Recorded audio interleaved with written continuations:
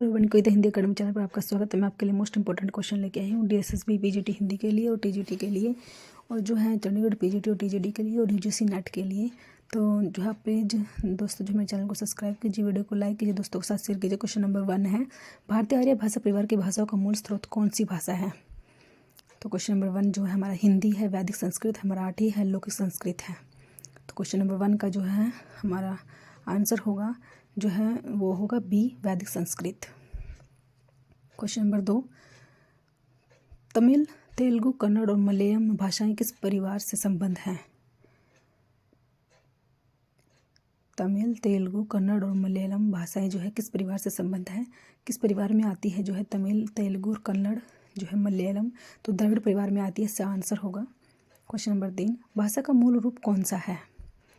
जो question number 3 जो है लिखित रूप, मौखिक रूप, मानक रूप, साहित्यिक रूप। तो क्वेश्चन नंबर 3 जो है भाषा का जो मूल रूप है वो क्या है हमारा?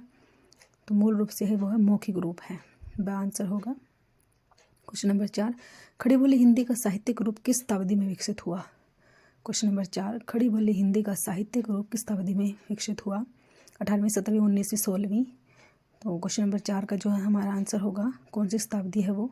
तो ए होगा 18वीं शताब्दी। क्वेश्चन नंबर 5, हिंदी को भारतीय संविधान में संघ की राजभाषा के रूप में कब मान्यता मिली? Most important question. तो क्वेश्चन नंबर 5 जो है 14 सितंबर 1949 को, 14 सितंबर 1948 को, 14 सितंबर 1953 को, 14 सितंबर 1950 को। तो क्वेश्चन नंबर 5 का ए होगा 14 सितंबर 1949। क्वेश्चन नंबर 6, आचार्य महावीर प्रसाद द्विवेदी ने किस पत्रिका के माध्यम से खड़ी बोली हिंदी को परिष्कृत और परिमार्जित करने में महत्वपूर्ण भूमिका निभाई? तो क्वेश्चन नंबर 6 जो है कौन सी पत्रिका थी? तो वो सही आंसर होगा सरस्वती। क्वेश्चन नंबर 7, उत्तर भारत की खड़ी बोली हिंदी दक्षिण में किस रूप में विकसित हुई? क्वेश्चन नंबर 7 जो है वो द्रविड़ हिंदी, दक्कनी उर्दू, परिनिष्ठित हिंदी। क्वेश्चन नंबर 7 जो है उत्तर भारत की जो है वो ब होगा दक्कनी हिंदी। क्वेश्चन नंबर 8, मध्यकाल में राजकाज की भाषा के रूप में किस भाषा को मान्यता मिली? क्वेश्चन नंबर 8 जो है हिंदी को, उर्दू को, फारसी को, तो फारसी को मिली। क्वेश्चन नंबर 9, संविधान के किस अनुच्छेद के अनुसार संघ की राजभाषा हिंदी और लिपि देवनागरी है? तो क्वेश्चन नंबर 9 जो है कौन सा अनुच्छेद है जिसमें राजभाषा हिंदी और लिपि देवनागरी है? तो ए होगा अनुच्छेद 343। क्वेश्चन नंबर 10, ब्रजभाषा और अवधी किस काल की काव्य भाषाएं थी? क्वेश्चन नंबर 10, ब्रजभाषा और अवधी जो है वो मध्यकाल की थी। क्वेश्चन नंबर 11, हिंदी की बोली को कितने वर्गों में रखा जाता है? हिंदी की बोली को कितने वर्गों में रखा जाता है? क्वेश्चन नंबर 11, 3, 4, 5 या 8। तो क्वेश्चन नंबर 11 जो है वो 5 में रखा जाता है, स होगा 5। क्वेश्चन नंबर जो है 12, बुंदेली और कन्नौजी बोली हिंदी के किस उपभाषा वर्ग की बोलियां हैं? क्वेश्चन नंबर 12, बुंदेली और कन्नौजी जो है किस में आती हैं? वो पश्चिमी हिंदी में आती है, ब होगा। ऐसे क्वेश्चन पूछा जाता है, मोस्ट इंपॉर्टेंट है। तो पश्चिमी हिंदी में कौन कौन सी जो है हमारी उपभाषाई? क्वेश्चन नंबर 13, आधुनिक भारतीय आर्य भाषाओं का विकास किससे हुआ? क्वेश्चन नंबर 13, संस्कृत, हिंदी, अपभ्रंश, पाली, प्राकृत। क्वेश्चन नंबर 13 जो है स होगा, अपभ्रंश से हुआ। क्वेश्चन नंबर 14, भोजपुरी मूलतः किस प्रदेश की बोली है? भोजपुरी जो है किस प्रदेश में आती है? क्वेश्चन नंबर 14 जो है भोजपुरी मूलतः किस प्रदेश की बोली है? कौन से प्रदेश की बोली है भोजपुरी? तो बिहार की है वो। क्वेश्चन नंबर 15, मानक हिंदी का विकास किस बोली से हुआ? क्वेश्चन नंबर 15 जो है खड़ी बोली, ब्रजभाषा, अवधी, बांगरू, मानक हिंदी का विकास किस बोली से हुआ है? Most important question. Question number 15 तो वो है खड़ी बोली से हुआ। क्वेश्चन नंबर 16, भाषा के संदर्भ में अशुद्ध तथ्य कौन सा है? भाषा अर्जित संपत्ति है, भाषा सामाजिक वस्तु नहीं है, भाषा परिवर्तनशील है, भाषा अनुकरण द्वारा अर्जित की जाती है। क्वेश्चन नंबर 16 जो है भाषा के बारे में अशुद्ध बताना है हमें, कौन सा तथ्य अशुद्ध है? तो ब होगा, भाषा जो सामाजिक वस्तु नहीं है। क्वेश्चन नंबर 16 का जो है ब आंसर होगा। क्वेश्चन नंबर 17, लिपि के विकास क्रम में पहली लिपि कौन सी है? क्वेश्चन नंबर 17 जो है भावमूलक, सूत्र लिपि, चित्रलिपि, प्रतीकात्मक लिपि। तो सबसे पहले नंबर पर कौन सी आती है? क्वेश्चन नंबर 17 जो है विकास क्रम के हिसाब से पहले नंबर पर कौन सी लिपि आती है? तो चित्रलिपि आती है। क्वेश्चन नंबर 18, मैथिल कोकिल किसे कहा जाता है? Most important question. कई बार पेपर में आ चुका है। मैथिल कोकिल किसे कहा जाता है? विद्यापति को कहा जाता है। क्वेश्चन नंबर 19, कृष्ण काव्य की अपार संपदा किस भाषा में है? कृष्ण काव्य जो है अपार संपदा किस भाषा में है? किस भाषा में जो है सबसे ज़्यादा कृष्ण काव्य लिखा गया था? वो ब्रज भाषा थी। द आंसर होगा ब्रज भाषा। क्वेश्चन नंबर 20, ब्रज भाषा खड़ी बोली हरियाणवी, बुंदेली और कन्नौजी बोलियां हिंदी की बोलियों के किस वर्ग की हैं? तो क्वेश्चन नंबर 20 जो है ये हरियाणवी, बुंदेली, कन्नौजी जो है ये किस में आती है? वो पश्चिमी हिंदी में आती है। राजस्थानी, पहाड़ी, पूर्वी हिंदी तो किस में आती है? वो बै होगा पश्चिमी हिंदी। क्वेश्चन नंबर 21, मुगल काल में हिंदी भाषा पर प्रभाव डालने वाली भाषा कौन सी थी? तो मुगल काल में जो है हिंदी भाषा पर सबसे ज़्यादा प्रभाव कौन सी भाषा ने डाला था? क्वेश्चन नंबर 21, फारसी, अंग्रेजी, चीनी, जापानी। तो फारसी भाषा, ए होगा फारसी। क्वेश्चन नंबर 22, इन लिपियों में से कौन सी लिपि पहले उर्दू लिपि की भांति दाएं से बाएं लिखी जाती थी? क्वेश्चन नंबर 22 मोस्ट इंपॉर्टेंट, दाएं से बाएं जो है कौन सी लिपि लिखी जाती है? खरोष्टी लिपि। ब आंसर होगा खरोष्टी लिपि। क्वेश्चन नंबर 22 का ब होगा खरोष्टी लिपि। 337। क्वेश्चन नंबर 23, देवनागरी लिपि में हिंदी के अतिरिक्त और कौन सी भाषा लिखी जाती है? तमिल, मंगला, पंजाबी, मराठी।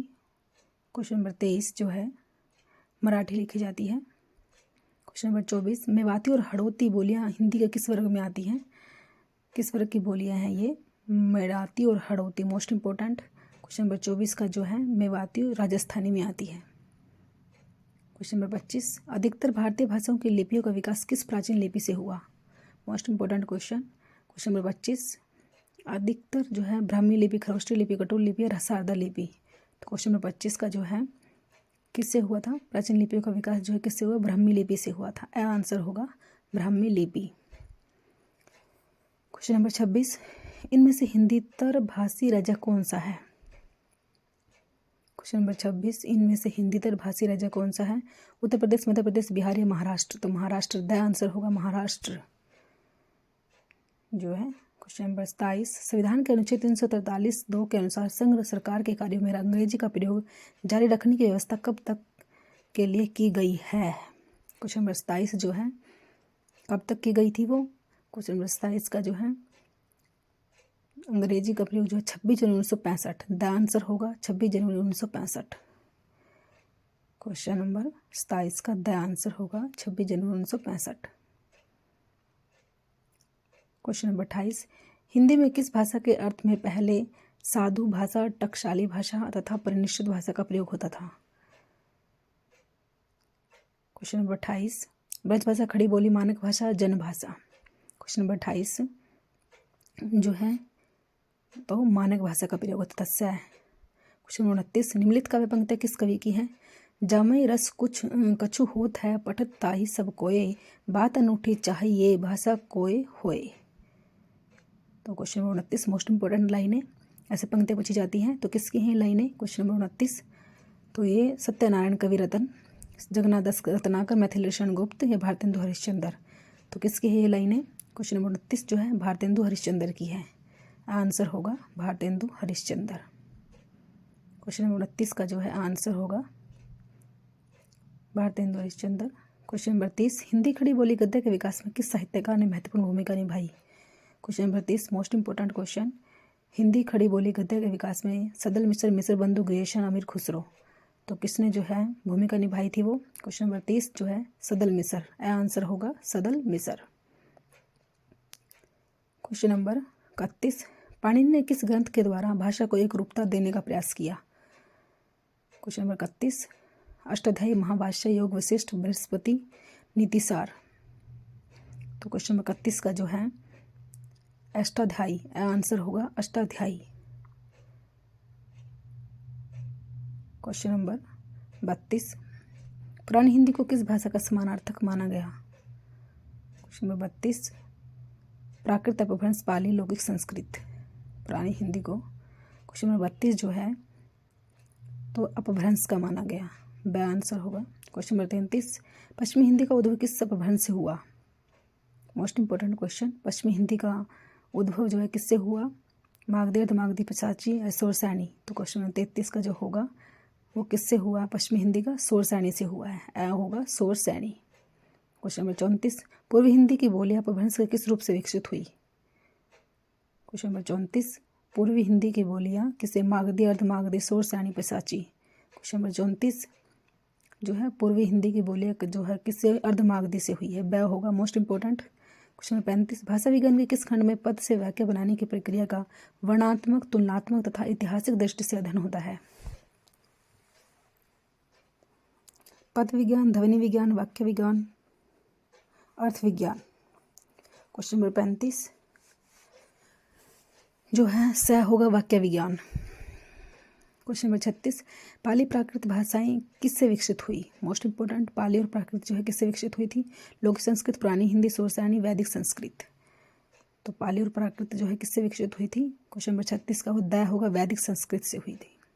क्वेश्चन नंबर 37, भाषा के संदर्भ में महात्मा गांधी ने किसका समर्थन किया? मोस्ट इंपोर्टेंट क्वेश्चन जो है हिंदी, हिंदुस्तानी, हिंदुई, उर्दू। क्वेश्चन नंबर 37 तो जो है भाषा के हिंदुस्तानी का किया था। हिंदुस्तानी बै होगा हिंदुस्तानी। क्वेश्चन नंबर 38, खड़ी बोली का दूसरा नाम क्या है? मोस्ट इंपोर्टेंट क्वेश्चन, खड़ी बोली का दूसरा नाम क्या है? कनौजी, कोरवी, बंगेली, मगही। तो कोरवी कहा जाता है खड़ी बोली को, कोरवी बै होगा। क्वेश्चन नंबर 39, अवधी बोली का केंद्र स्थान क्या है? अवधी बोली का केंद्र स्थान क्या है? बस्ती, बाराबंकी, बहराइच, अयोध्या। क्वेश्चन नंबर 39, अवधी बोली का केंद्र स्थान क्या है? अयोध्या द होगा अयोध्या। क्वेश्चन नंबर 40, खड़ी बोली का प्रयोग साहित्यिक हिंदी खड़ी बोली के अर्थ के अतिरिक्त किस अर्थ में होता है?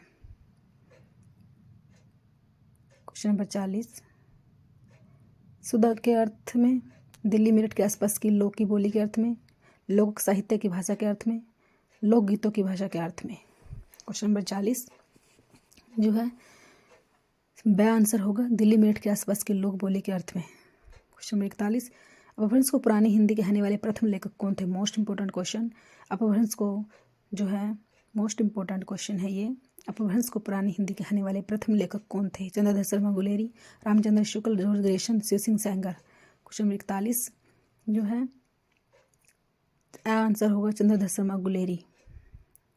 क्वेश्चन नंबर 42, अपभ्रंश के प्रथम महाकवि कौन थे? तो अपभ्रंश के जो है प्रथम महाकवि कौन थे? हेमचंद्र स्वयंभू, तो वो स्वयंभू थे।